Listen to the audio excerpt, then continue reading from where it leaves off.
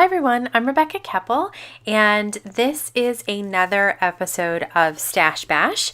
This is the Stash Bash for the month of October, where a bunch of us crafters get together and use up our items in our stash rather than buy new items. This month's item is Vellum, and for this month's video, I have 5 different ways to use Vellum on cards. So let's get started. One way I like to use Vellum on cards is to use it to mute a busy background.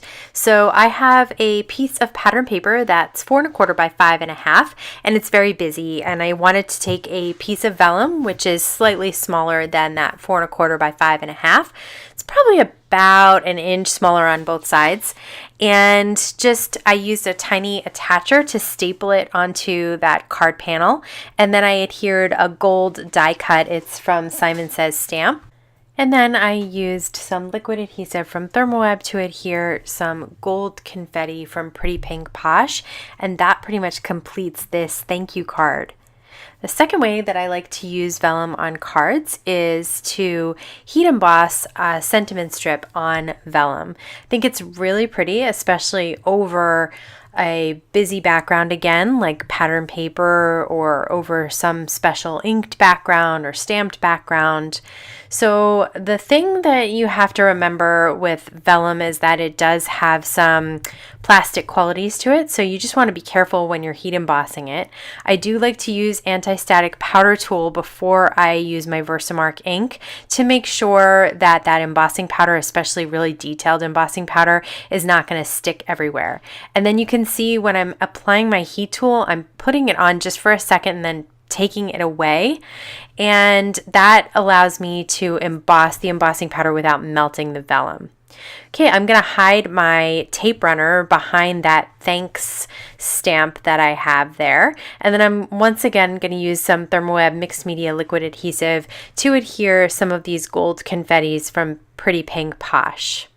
The third way that I like to use Vellum is to create an alcohol ink background on it.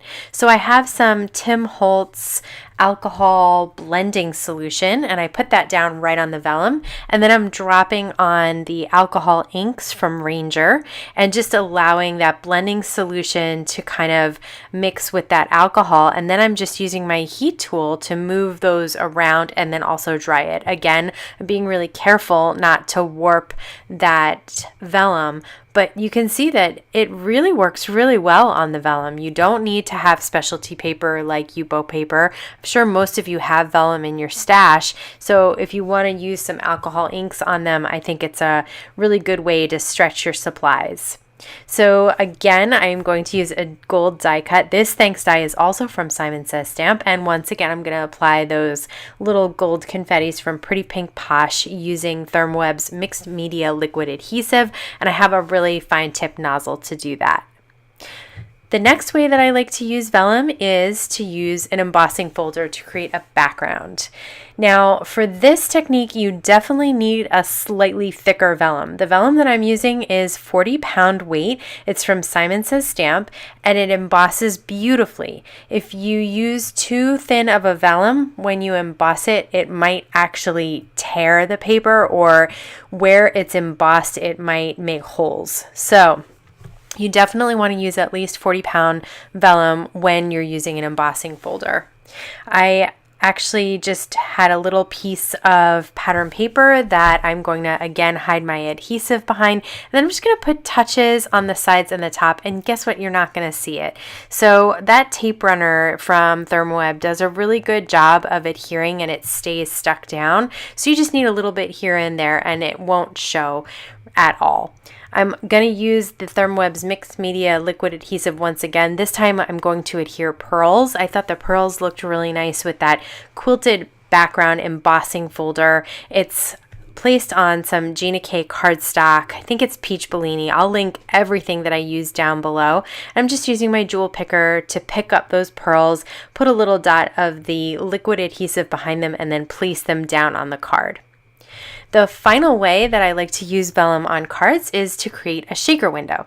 So I have this die from Queen & Co. and I'm actually going to trace it out and then I'm going to cut it out because the die cuts a frame. So it cuts inside and that won't be good for your window because it also cuts out those little frames there. So what I want is something that's going to lay on top of my shaker shape there. So by tracing the outside of the die, I make it big enough to fit my window. Okay, I cut the window out of this red dot pattern paper from Queen & Co. I'm laying it over some silver metallic Gina K cardstock. Then I'm just making sure that my little vellum window is not too big and trimming it. This is the foam shape from Queen & Co. I popped out the middle and I peeled off that protective layer on the back and I'm just going to lay it down on my card there. Once that's done, I'm going to fill up that shape with little wood shaker goodies from Queen & Co.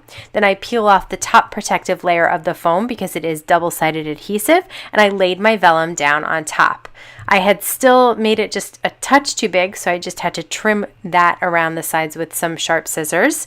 And then I cut out that same window shape out of some white cardstock, so I laid that on top. And that's really it as far as the window itself. The rest of the card, I just wanted to create a little sentiment strip at the bottom. So I'm going to stamp and heat emboss with white embossing powder. First I use some anti-static powder tool, stamp with Versamark ink, and then pour on that white detailed embossing powder and then heat set it. I'm going to adhere this sentiment strip with some Thermoweb Memory Runner XL, which is my favorite tape runner. I then added a few of those wood veneers to that sentiment strip, and then I tied a bow right on top of that sentiment strip, and I ended up making the bow a little bit smaller and just keeping it right at the middle of that window frame, which I really like a lot. So that is 5 ways to use vellum on cards, including alcohol ink backgrounds, shaker windows, embossed, heat embossed sentiments, embossed backgrounds, and muting a busy background as well. So I hope that you get some ideas for using vellum on cards or even on scrapbooks. All the products that I used will be linked down below. If you'd like to subscribe to my YouTube channel, you can do that here as well. You can check out my blog. I have lots of information and cards and things like that there to check out. And then I'll have a couple of videos here that you might be interested in. I want to thank you so much for stopping by today. Have a wonderful day.